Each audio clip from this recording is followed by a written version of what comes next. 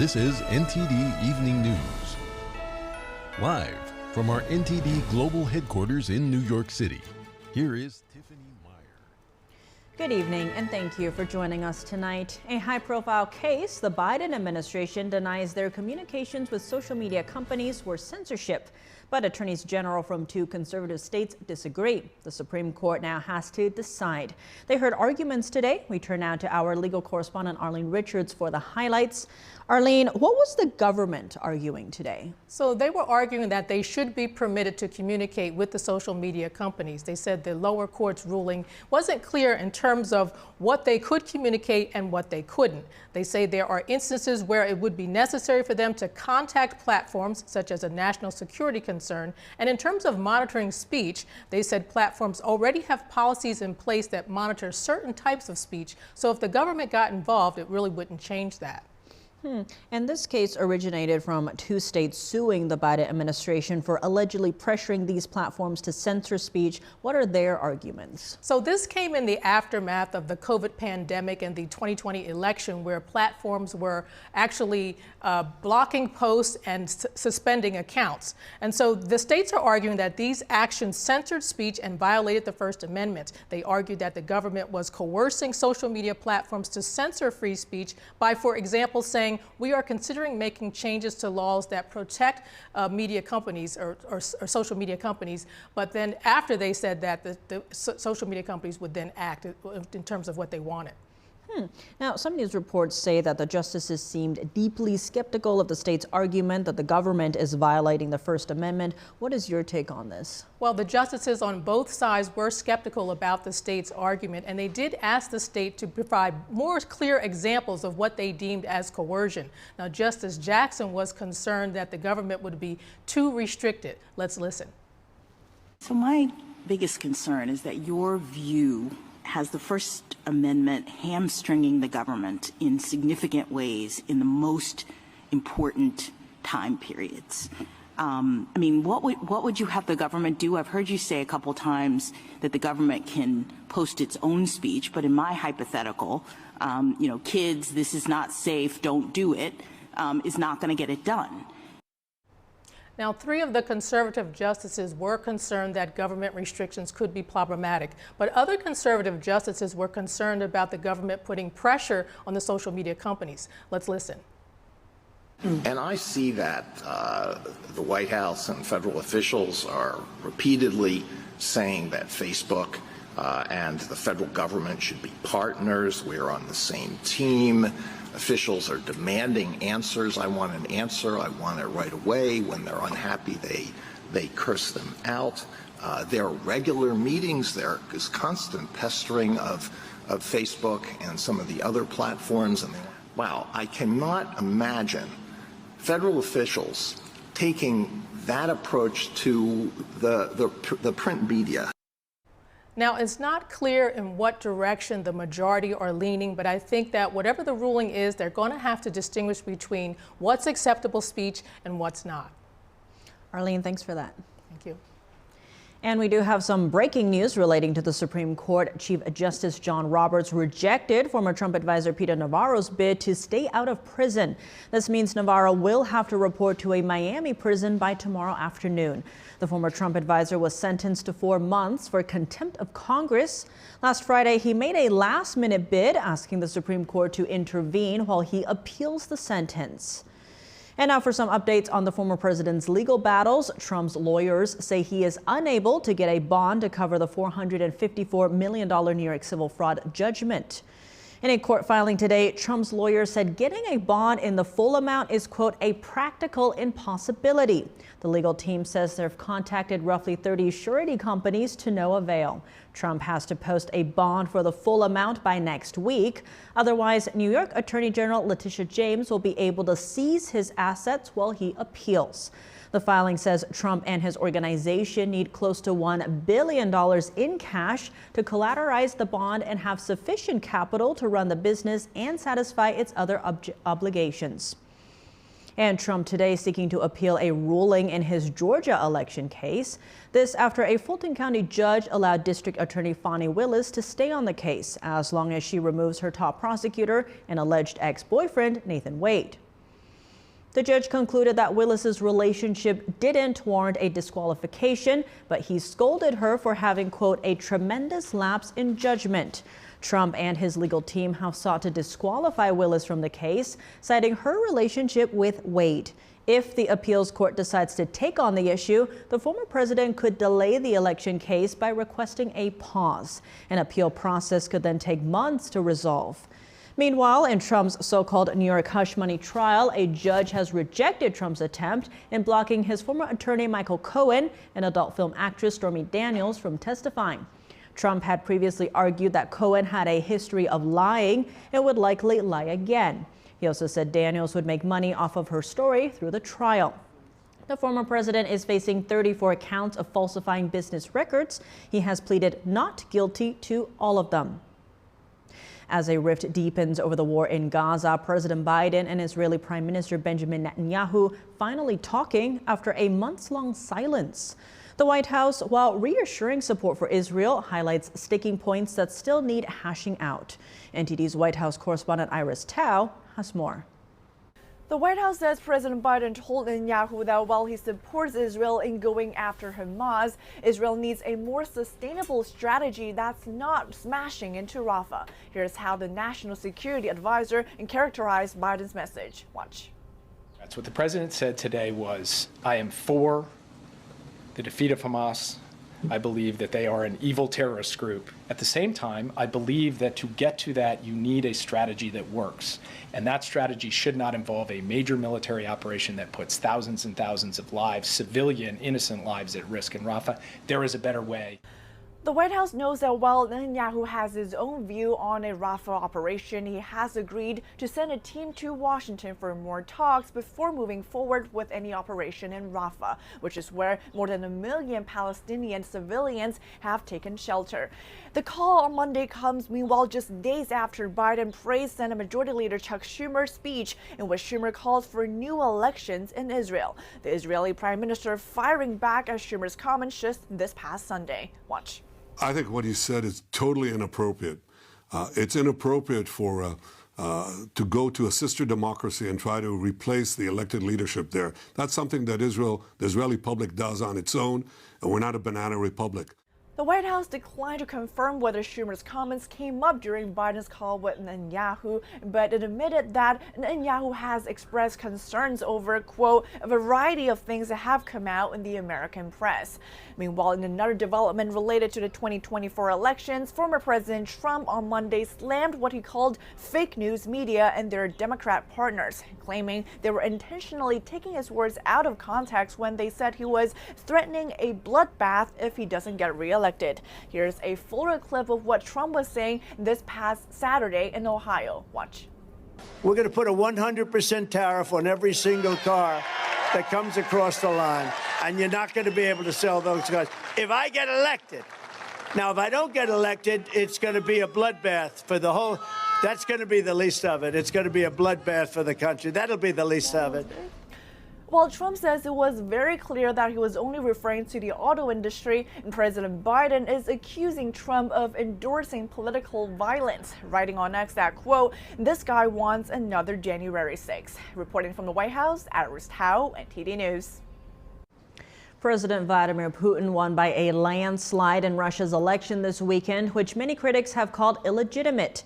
NTD's Daniel Monahan has more on the win, which means Putin is set to embark on a new 6-year term. Putin will overtake Joseph Stalin as Russia's longest-serving leader in more than 200 years if he completes his term. The Russian leader won nearly 88% of the vote, the highest ever result in Russia's post-Soviet history. In a speech to supporters after early election results were in, Putin warned those who would try to frighten the Russian people or suppress their will. No one has ever succeeded in anything like this in history. It has not worked now and will not work in the future. Never. On Monday morning, Putin discussed what the presence of Western troops in Ukraine would mean. But I've already said this. And it is clear to everyone that this will be just one step away from a full-scale World War III. I don't think anybody is interested in this. Putin also commented on opposition leader Alexei Navalny's death for the first time on Monday, saying he had supported a prisoner swap for him just days before his death. Protests were held in many countries on Sunday. People gathered in front of the Russian embassy in Washington, D.C. In Berlin, Yulia Navalnaya, the widow of Russian opposition leader Alexei Navalny, took part in a noon protest against Putin.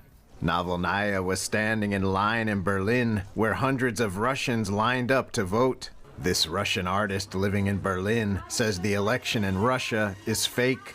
Lots of people had to flee their country to be free, to have an ability to express their real opinion concerning this so-called election. The United States, Germany, the United Kingdom, and other nations have said the vote was neither free nor fair due to the imprisonment of political opponents and censorship. At least 74 people were arrested on Sunday across Russia. Over the previous 2 days, there were scattered incidents of protest as some Russians set fire to voting booths or poured green dye into ballot boxes. Daniel Monahan, NTD News. We have more updates on the crisis in Haiti. Violence is escalating in the nation's capital as criminal gangs continue their attacks. And just a warning, some viewers may find the following footage disturbing. Gangs attacked 2 upscale neighborhoods in Haiti's capital today. The rampage left at least a dozen people dead in surrounding areas. Gunmen looted homes in the communities before sunrise, forcing residents to flee. Prior to today, the neighborhoods had remained largely peaceful during the crisis. Local witnesses said they woke up to see bodies lying on the streets. An ambulance arrived shortly afterward and collected the victims. These attacks raised concerns that gang violence would not cease, despite Prime Minister Ariel Henry promising to resign. The U.S. is evacuating Americans amid the crisis. The first government charter flight carrying over 30 U.S. citizens landed in Miami on Sunday. Republicans criticizing the Biden administration over border policies today. That's after the New York Post published a report about an illegal immigrant caught by Border Patrol who claimed to be a Hezbollah terrorist. He admitted he was trying to build a bomb and was heading to New York City. 22-year-old Bassel Ebadi from Lebanon entered the U.S. illegally on March 9th. That's according to the New York Post, which received this internal memo from the U.S. Customs and Border Protection, or CBP. Fox News on Monday confirmed the authenticity of the document. The illegal border crosser told law enforcement in a sworn interview that he hoped to make a bomb and his destination was New York, and he had trained with Hezbollah for 7 years. Several Republicans are now blaming the Biden administration for the incident. Senator Rick Scott tweeted, "Biden refuses to shut the border, and terrorists who hate our country and want to destroy our communities are pouring in as a result." Senator Marsha Blackburn said, "Biden's open border is enabling terrorist threats to our nation." The number of suspected terrorists trying to enter the U.S. between ports of entry went from just 3 in the fiscal year 2020 to over 170 in fiscal year 2023. And this number doesn't include so-called gotaways who haven't been apprehended. Senator Ted Cruz on Monday said he can't find out what the actual number is. And yet when we ask, how many Hezbollah terrorists have you encountered? How many Hamas terrorists have you encountered?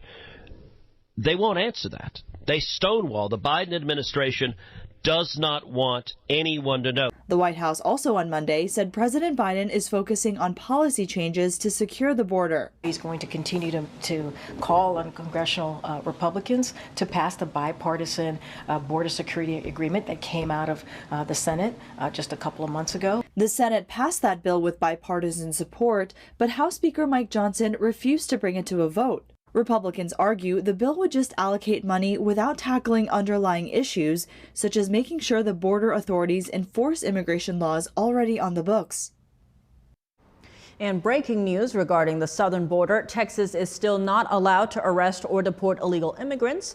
Just a few moments ago, Supreme Court Justice Samuel Alito extended a temporary pause on a Texas state law known as Senate Bill 4. The bill was set to mark a historic precedent because immigration has always been the purview of the federal government, not individual states. Alito's pause gives the justices more time to consider whether to allow the law to take effect. His order did not specify a deadline. He or the full Supreme Court could take further action at any time.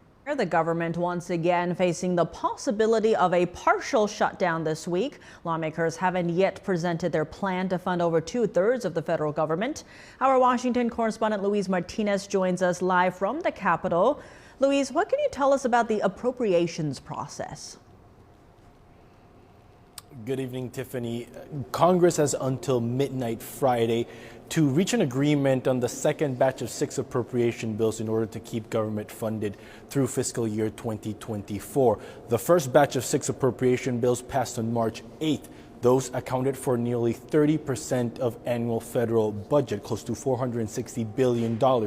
This second batch of 6 appropriation bills due this Friday contains funding for Department of Homeland Security, Department of Defense, also for the State Department, the Legislative Branch, Health and Human Services, Labor and Education.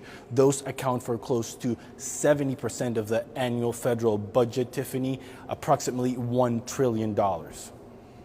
And Luis, what's holding the lawmakers back? Why haven't they reached an agreement yet?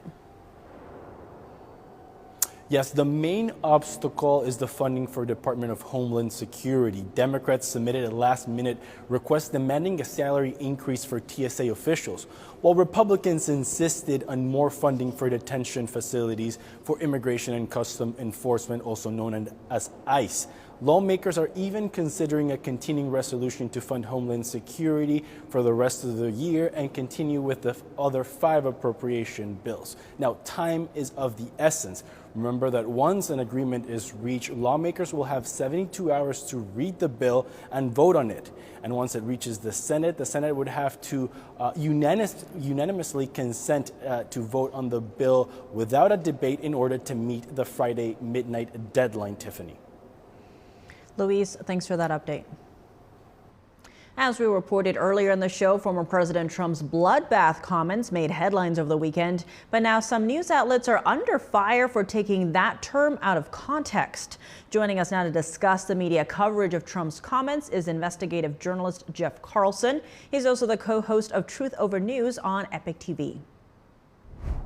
Jeff Carlson, thank you so much for joining us. Great to have you back on the show. Yeah, thank you for having me here.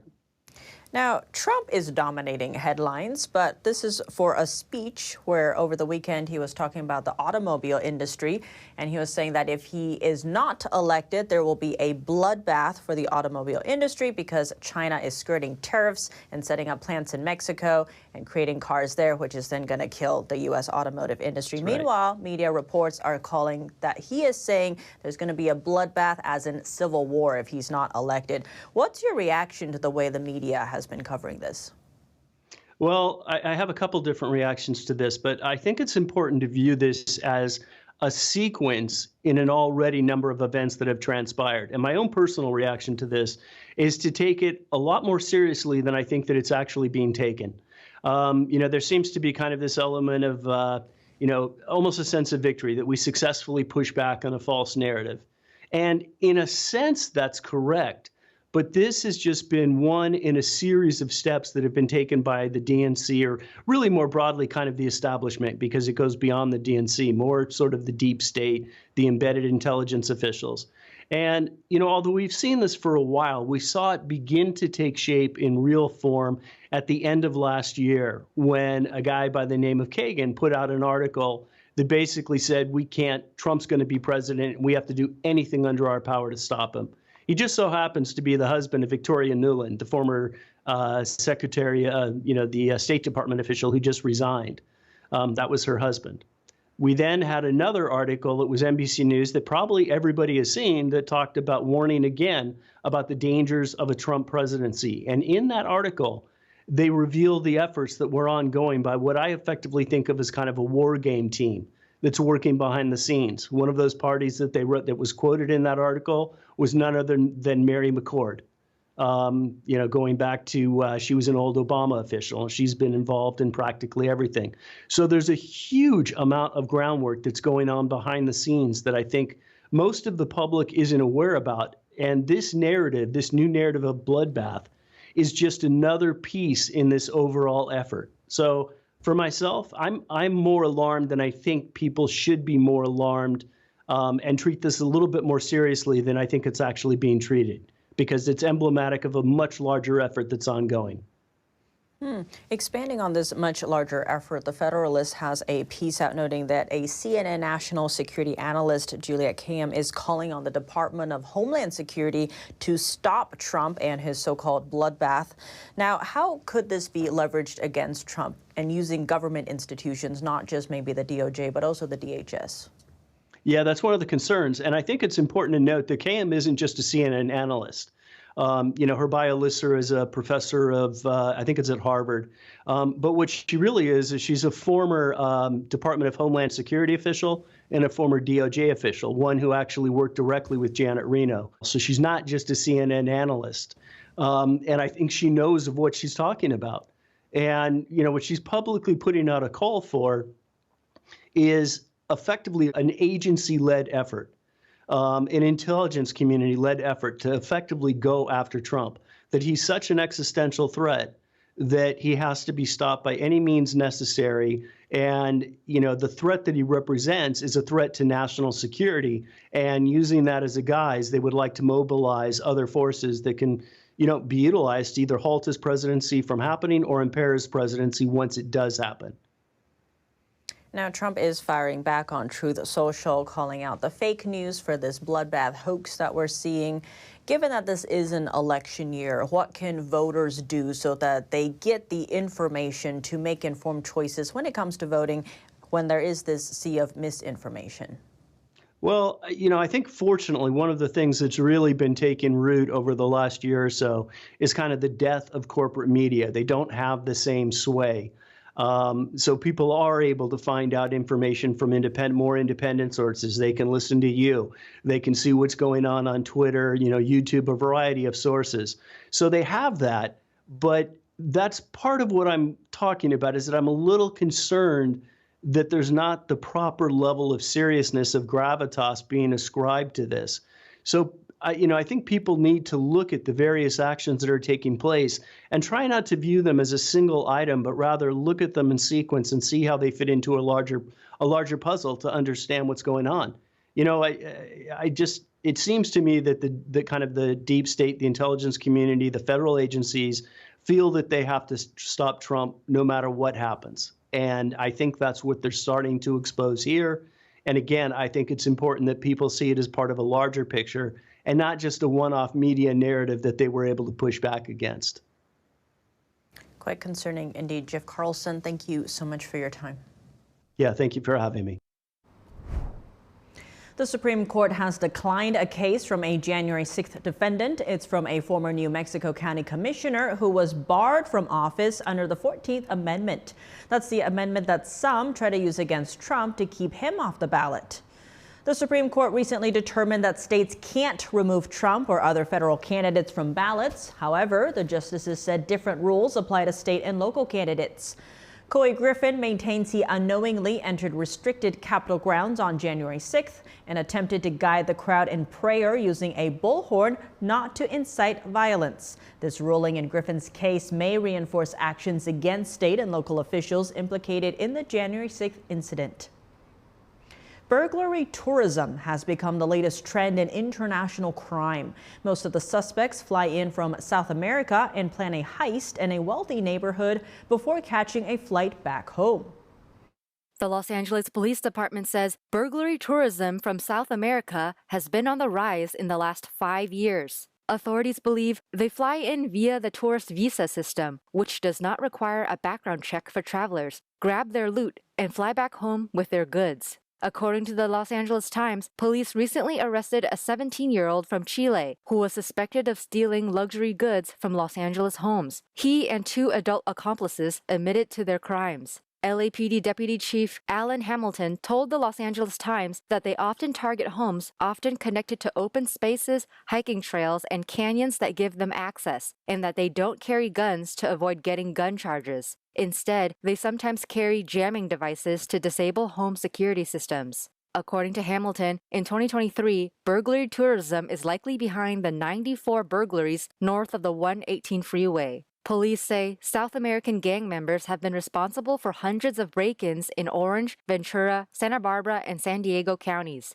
In 2022, the affluent community of Hillsborough in Northern California was hit by a similar criminal tourism. 2 thieves from South America were suspected of being responsible for a string of home burglaries. During the Supreme Court hearing, dozens of rally-goers outside the building describing the censorship they say they experienced from social media companies. NTD's Jack Bradley has the story. The event, dubbed the Rally to Reclaim Free Speech, was hosted by Children's Health Defense. Dozens of attendees braved the cold outside, while inside, attorneys argued in the Murphy versus Missouri Supreme Court case. Many speakers said they were shocked when information they believed was accurate was censored and labeled as misinformation, as it differed from the mainstream opinion, those related to vaccines for COVID-19, natural immunity, election integrity, and other controversial topics. Behind me at the Supreme Court building, there were oral arguments heard today on a case on whether the Biden administration violated First Amendment rights when they pressured social media companies to censor posts. Now, there was a rally held at the same time right outside the Supreme Court building here, where we heard firsthand experiences on people who experienced this censorship. Take a look.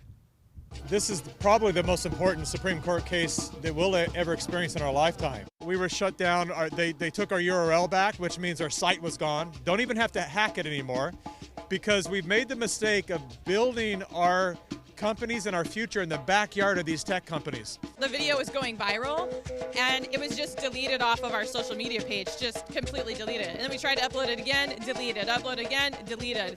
But even in 2019, we saw it happening where moms and dads were just telling their story about vaccine injury, and that was being censored. It is defending one of our most basic freedoms, which is the right to free speech. If we don't have speech, then how do we communicate? How do we disseminate information? How do we share information? How do we know what's going on? For them to censor someone on their site, they're a private company. That's their freedom of speech. But when our government steps in and makes any threat, actually pushes on them at all, clearly the only reason they're pushing is because they're not doing what the government wants, which is censoring speech that is not making the government look good. Many of the attendees here told me that the fight to defend free speech does not end with this case and that we can continue to see more activism ahead. Reporting from Washington, D.C., Jack Bradley, NTD News. The SEC's new climate disclosure rules would require firms to report climate-related risks. The rules were recently blocked by a federal court, but that didn't stop lawmakers from discussing how those rules could impact businesses. NTD's Virginia Gibson has more. The SEC has finalized a climate rule leaving immeasurable burdens on stakeholders throughout the country. A House hearing took a close look at the impact of nearly 900 pages of climate disclosure rules from the Securities and Exchange Commission. Among the rules' many requirements, companies would need to disclose actual and potential impacts of climate risks, efforts to mitigate climate risks, including quantitative and qualitative descriptions, how the board of directors deals with climate risk, the firm's processes for dealing with climate risk, climate targets and goals, capitalized costs caused by climate risk, and qualitative descriptions of how climate has impacted the firm's finances. Climate reporting will impose significant costs on businesses. Companies will need to implement measuring and monitoring systems that, in many cases, do not currently exist. Professor of Supply Chain Management Alex Scott says the rules would burden businesses significantly. He said the rules were not even clear on how businesses should measure emissions. There are several competing standards and a lack of clear guidance on the exact procedures that companies should follow when reporting emissions. This leaves room for flexibility, but can create confusion for businesses when determining what is reasonable or a faithful representation.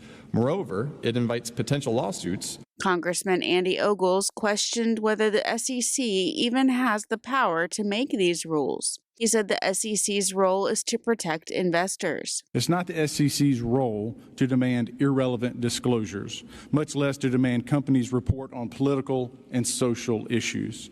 Ogle said the SEC's move is an unprecedented overreach of power, one that would hurt farmers. Our profit margins are already very tight on our farm just based on the increased inflation of input costs. And so to afford these professional services of an attorney and a chemist and extra people to do the data recording would have tightened that margin, if not made it non-existent. Tomato farmer Renee Jones said many farms will go out of business if the climate rules are enacted, especially in California, where the government fixes crop prices. Farmers wouldn't be able to raise their prices no matter how much their expenses rose. You will see a lot of, if not all of your small farms say, I've had enough. We can't do this anymore. The SEC said it considered over 24,000 comment letters before making the rules, but they're now on hold as they face legal challenges in several courts. The SEC has not commented on the current litigation.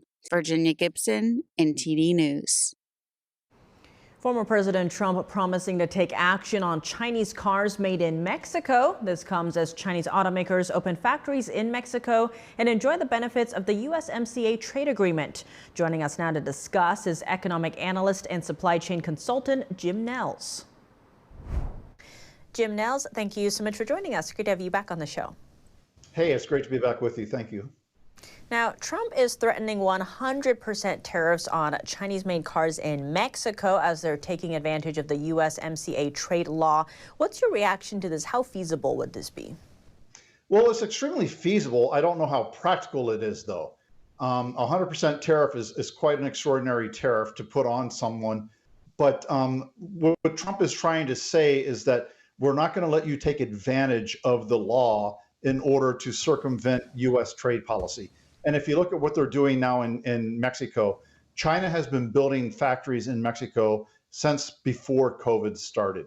And they're doing that in order to be part of the USMCA agreement. They're also doing it now in order to not be part of any sort of COVID shutdowns that the Chinese government might incur. And they're also doing it to, quite frankly, shorten the supply line. So it makes sense for China. It makes sense for Trump to say we're going to put a 100% tariff on you. Will he actually put 100% tariff? I don't know, but I bet you we'll do at least 50% tariff. Absolutely. Now, you mentioned how that's feasible, but maybe not practical, right, from the business perspective. What about the national security perspective on this? What are the concerns there about why we would be doing this? Well, the national security concerns are basically, do we want China to be the country that owns all of the electronic vehicles that we're seeing? And that's really what this is a play on. This is not a play on regular vehicles. It's a play on electronic vehicles. Right now, China owns pretty much, they dominate the market for the batteries. They own all the mining, which they do with slave labor in Africa. And then they then sell those batteries to the United States for extremely high profits. And we don't even know what to do with the batteries once they expire. So it's a very, very strong issue for national security because we just don't know what to do here. And we need to make sure that we don't allow the Chinese to own a market that we cannot even play in at this point. On that note, Tesla's Chinese rival BYD is set to open factories in Mexico, skirting the U.S. import tariffs, but it's also qualifying for Biden's 7,500 EV tax credits. Now, recent reports also note that for the first time in 2 decades, the U.S. bought more from Mexico than China. What is the scope of Chinese-owned and operated companies in Mexico? It ranges everything from furniture to these new car plants. So they're doing a huge amount of work in value-added manufacturing in China. If you look in the Monterrey region of Mexico, the Chinese have spent billions and billions of dollars to build factories there. And what a surprise! Joe Biden is paying the Chinese to build cars in Mexico to then ship them to the United States. Why am I shocked at that? Jim Nelles, thank you so much for your time. Thank you so much. Have a good day. The last form of asbestos used in the U.S. is now banned. The EPA announced that it's the end of the road for the cancer-linked substance today. The new rule outlaws crystalline asbestos, the only kind of asbestos currently in use or imported to the United States. It's used in car parts like brakes and linings. America's use of asbestos has been declining for decades, but exposure to the chemical has been linked to more than 40,000 cancer-related deaths nationwide. New York City's congestion pricing could take effect in just a few months. That's the plan that would charge drivers a $15 toll to enter Manhattan's central business district at peak hours. And some industries are already capitalizing on the change, including Realtors. NTD's Chris Beers has the latest on that and what New Yorkers have to say about the new fees. New York realtor Glenn Barnett of Nest Seekers sends out listings with the words "Avoid congestion pricing." He's marketing apartments outside of New York City's soon-to-be congestion pricing zone. This law could go into effect in mid-June, according to an MTA attorney. I think it's just making, like many other things, a lot harder for the average daily person to make it by. I mean, someone who lives in Midtown and whose family lives in Brooklyn, every time they would drive me in and out, they'd be subject to this law, and it just really adds up. I have a business, and so when I'm driving in Manhattan, for me personally, I'm only really driving because of business reasons, and so any congestion pricing will be more than justified, but it will make my business easier. The law would cost a commuter entering Manhattan 5 days a week, 50 weeks per year, a total of $3,750 annually. The city estimates fee revenues could be $1 billion per year. That money would fund major improvements in New York City's public transportation system. I believe it if I see it, and I see that money being put into actually changing and improving the infrastructure to whatever they want to put. But I don't know, I don't see it all going to that, and I don't think we're going to see major improvements in the infrastructure. Well, if they're revamping security infrastructure or improving the trains or definitely security, I think that's great. I think anything to make the subways better. I think it also would be a greener solution. And also, is that money really going to be used for anything good? Because, the state of New York and the city don't really ever use money correctly anyway. So, there's two sides to it. This law faces backlash and lawsuits, but Barnett, the realtor I mentioned earlier, is making lemons out of lemonade. He joked with the New York Post, saying, "If you know someone looking for a one-bedroom apartment, send them my way." This is Chris Beers reporting for NTD News. And now for your sports news, we're joined by NTD's Dave Martin. Dave, the NCAA tournament field, also known as the brackets, have finally been revealed. What teams are considered the favorites to win it? Well, all the number one seeds for sure. I mean, Houston, North Carolina, UConn, Purdue. I think they all have a good shot at this. I mean, Carolina was just in the title game 2 years ago. UConn, they're the defending champs, although two teams in the last 50 years have managed to repeat. It's very, very difficult to do. That was Duke and Florida. Now Purdue, they've got that 7'4" All-American center, Zach Edey. Yet somehow Purdue was last year where they were a 1 seed, and then somehow they lost in the first round. I don't know what to make of them. I doubt they lose in the first round here again this year, though. Tennessee and Arizona are also a couple of number 2 seeds that I think could do it. I would say those 6 teams are probably the projected favorites, but every fan knows that this tournament is pretty much impossible to predict. Now, year in, year out, this tournament seems to have a lot of excitement around it. Why do you think that is? It's mainly because anything can happen. It's single elimination. Every game is played on a neutral court, so they really level the playing field. I think it makes upsets a lot more likely also. The NBA's playoffs, it's best of 7 games. The team with a better record gets home court advantage. It's completely different, much more predictable, really. Now here, every game is essentially a winner-take-all game 7. Those are always the most exciting. Plus, the neutral court thing really favors the smaller, lesser-known schools, I think. For these locations for the first rounds, 2 rounds really, there are 4 teams there. So that means there are fans of 4 different teams there watching the game. If you're the favorite, the top seed, the fans of the other 3 schools are probably rooting against you because they want to see the upset. Everyone wants to see the upset. So these number 1 seeds, they go into these places, and it's almost like a road environment for them because all the fans are really much rooting against them.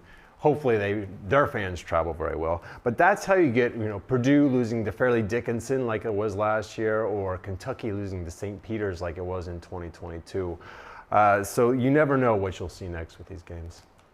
Well, over in golf news, several prominent players, including Tiger Woods, will be meeting with LIV Golf officials from Saudi Arabia. What are they hoping to accomplish? They still want to unite the game, it seems like. They're still working on this merger between LIV and the PGA. Now, these players, they're all player directors on the PGA's board. It doesn't sound like they'll be able to hammer out the details of a PGA-LIV merger today, but I think it's becoming clear that both need the other. Now, they had the framework of an agreement announced last summer, but for whatever reason, negotiations have stalled. LIV has continued to poach off more PGA players ever since. Meanwhile, the PGA, they've turned around and found U.S. investors instead. But every time LIV takes one of the PGA's best players, like they just took Jon Rahm, it dilutes the PGA's product. Yet LIV gets very little TV viewership or much benefit really out of this, of course, due to their, human rights record, which is really keeping them down. But the longer this takes, the more players LIV is able to poach, the less power the PGA is going to have in these merger negotiations. So I think it's really in the PGA's best interest to get this deal done sooner than later. Hopefully this does happen, because the fans want to see all the best players competing against each other at the same events. Shifting gears to baseball, the regular season kicks off this week. What are some of the major storylines going on? Well, for one thing, everything Shohei Ohtani does is becoming a storyline. That won't include pitching this season because, of course, he's injured, but he could actually be playing in the outfield instead of just designated hitter. Now, obviously, he's very popular, which is amazing for someone who doesn't really speak English here. And he's on what looks like a juggernaut roster for the LA Dodgers. But also there's a major storyline brewing in New York. The Yankees ace Garrett Cole is out for a few weeks with a sore elbow. He won the Cy Young last year as the best pitcher in the American League. Now they think rest is going to heal it. We'll have to see. But this is big because the rest of the Yankees pitching staff really has a lot of question marks. And the team just swung a major trade for Juan Soto. And to do that, they had to give up 4 young pitchers. So they're not exactly, deep in that area. I'm surprised they haven't signed a free agent like Blake Snell yet. Maybe they were still waiting for the asking price to come down. But I think that's going to be an ongoing storyline this year. Well, Dave, as always, thanks for joining us. Well, thank you, Tiff.